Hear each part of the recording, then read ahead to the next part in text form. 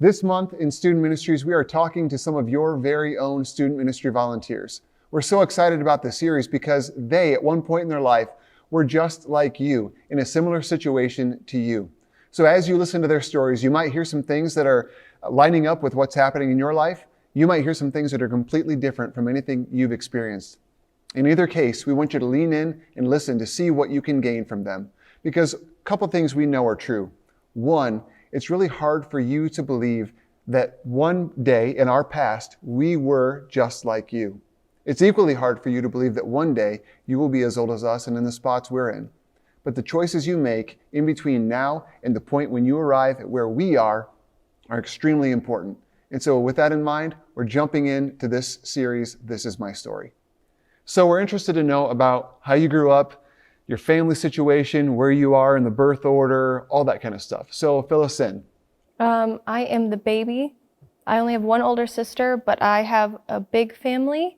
Like, have you ever seen My Big Fat Greek Wedding? I've not. But it's like Not my that kind of level, movie. like crazy big.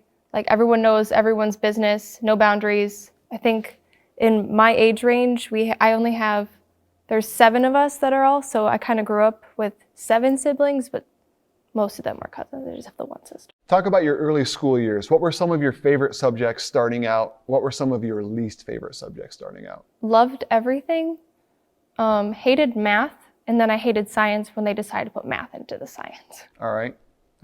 Did you have any idea of what you wanted to be when you grew up?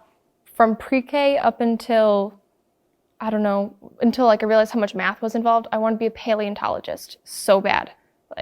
Fascination with dinosaurs. Being in the dirt, and I was like, oh my gosh, I can get paid to dig into the dirt and find this stuff. Like, I am all about that. But then there are actual science is behind it. All right. No thanks. Now, what kind of student were you? Were you a brainiac? Were you average? Did you need some help? I was all A's and then B's and C's in math. So that was it. But everything else, pretty good. Did you ever need remedial help in math? Actually, yes. When I was in 4th grade, that's when my mom noticed I was struggling. So she put me in the special help class, which killed my self-esteem for everything.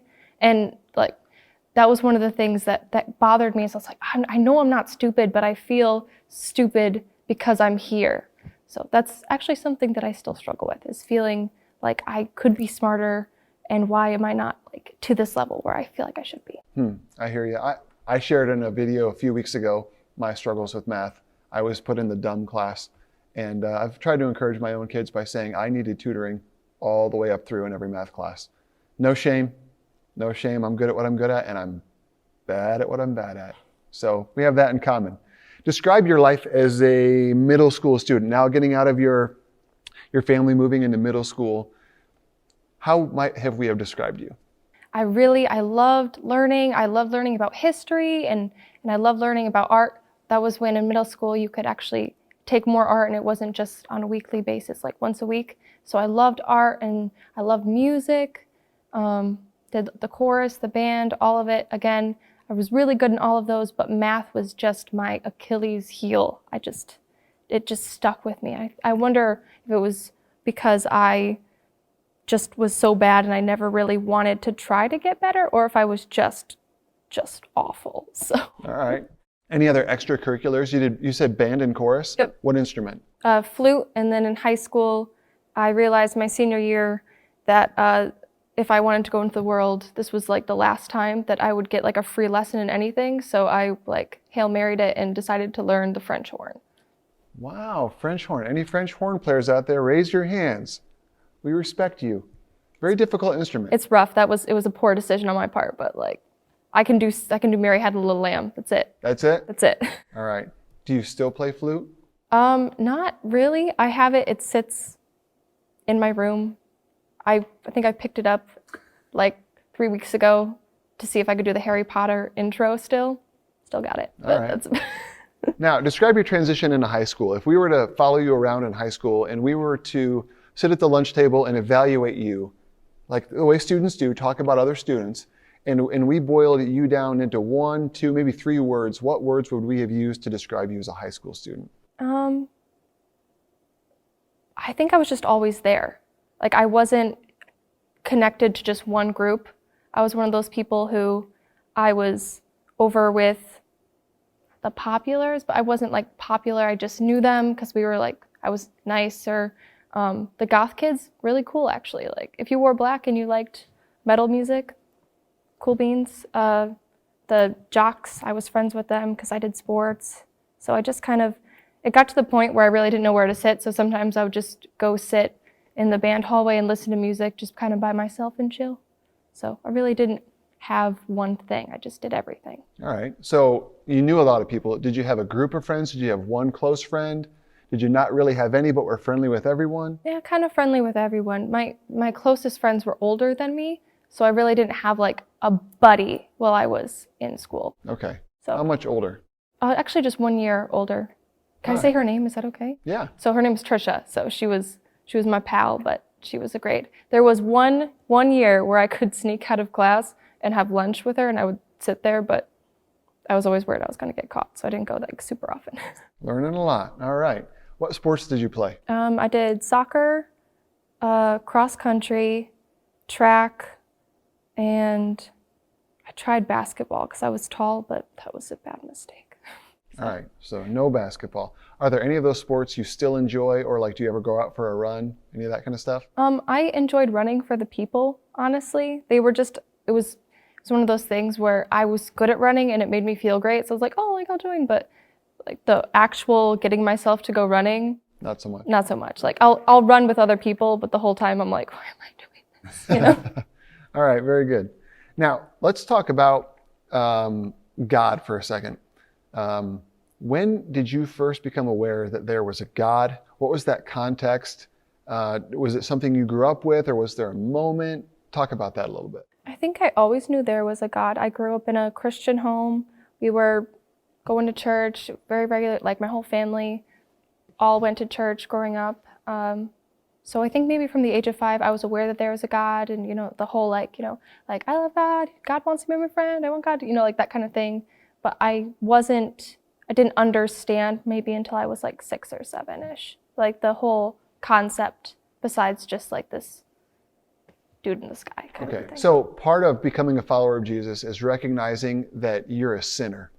You have done some wrongs that you cannot make right on your own. And trusting that Jesus, on your behalf, made it right. He died so that you could be right with God, even though you're a sinner. And he could do that because he didn't sin at all. Talk to us about when maybe the clearest recollection that you have of when you realized you were a sinner and before God, you were going to stand before him condemned. I think it was, I really wanted to be accepted. There was a point in my life, I think it was right before middle school, when I wanted people to actually like me. And I wasn't afraid of like little white lies here or there, just so I would feel accepted and maybe they'd like me better. And that was something that I would keep going back to. And I think what made it worse was I knew, because I had already accepted Christ and I knew that he was my savior. And because of that, I knew that I would be forgiven. It kind of made it, I felt like, oh, it's okay, like he'll forgive me. And I think it was when I was older, I was in maybe like late middle school. It was some conference, and I realized, I was like, well, I know that he'll forgive me, but why am I still doing this? If I am truly a follower, I should be myself, because I know that God accepts who I am, and that's all that matters. I don't need acceptance from anyone else. Mm-hmm. And that's kind of when that shifted to, this is me, this is whatever, take me or leave me kind of a thing. And that's when I transitioned into that kind of, not loner, but I didn't want to be tied to one group and I was like, I get along with everyone. I can be myself around all of these people, and I'm good at a lot of stuff. I like a lot of things. I don't have to try to fit into this box that I don't want to fit into. So you would say that as a result of following Jesus, your need for acceptance sort of took a back seat because you realized that you were accepted in God. Yeah. That's really cool. That's really cool. How has that played out in your life? How have you seen the good results of God working a change like that in your life? I want to say that it's nice to know that when I'm myself, there are people that just love me, because sometimes, especially when you're younger, you want so hard for people to like you and you'll do anything for them to like you. But if you're just yourself, you'll find that a lot of people will love you just for who you are, especially, God, because he loves us all, but. All right. So here's a question. What do you wish you knew back then that you know now? Like, if you could have had a couple pieces of information as a middle school or high school student that would have made a big difference to you back then, you know them now, but what would they have been? The people who you think are so important and will change your life, they really won't. I haven't spoken to anyone from high school since I graduated, and a lot of the bad choices that I made were based off of wanting to be someone that I really wasn't, and it doesn't matter. All that matters is you and your relationship with God, and everything. Just, I don't know how else to describe it, but they'll fall into place. I don't know how else to say it, but if you just kind of you know what's right and wrong, and if you just kind of follow the path where you know that you're doing the right thing, everything just kind of goes, and you don't have any regrets for the most part. So you sound like you're actually describing a walk or a life of faith where you're just doing what God says because he says it, and you kind of believe that he's telling the truth, and then everything else kind of takes care of itself. Yeah. That's good. Have there been some passages in the Bible, some verses in particular that have been really meaningful for you or helped you through a difficult time, or ones that you have really just grabbed onto? And it's probably going to be super cliche, but I always did Philippians 4:13.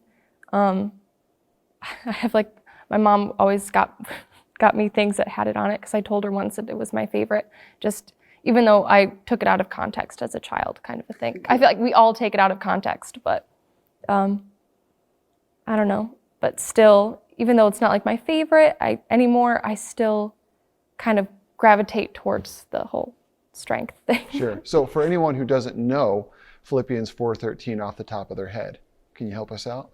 I can do all things through Christ who strengthens me. Very good. Very good. If you could leave just a couple important things for our students,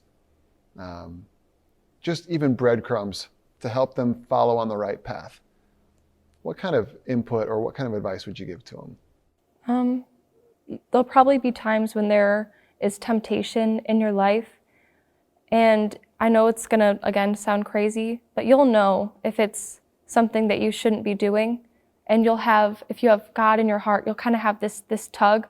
And it's really good to listen to it because he only really wants what's best for you. And it can be easy to fall into temptation. That's why it's called temptation. But doing the right thing, it always will come back, and there's never any bad that'll come from doing good.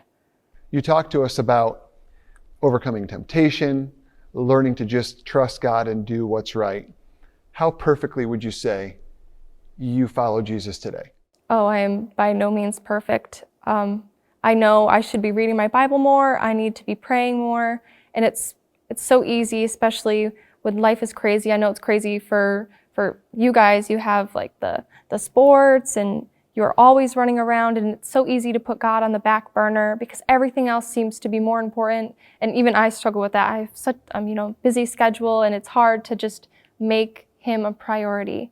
But I don't know. I'm not great, and I know we can all grow, and that's kind of what I cling to, is knowing that even if I'm not a perfect Christian, none of us are, and we can all grow and become better. And by just taking steps. Like in the mornings, I've been trying to I leave my grandma notes. So at the bottom, I'll write the verse of the day that they have on the Bible app. So that way I'm forced to at least write down the verse and at least think about what that means before I do anything else. So. And even when you're not faithful to do those things you should, God is faithful to you. That's very true. So. My name is Jen, and this is my story.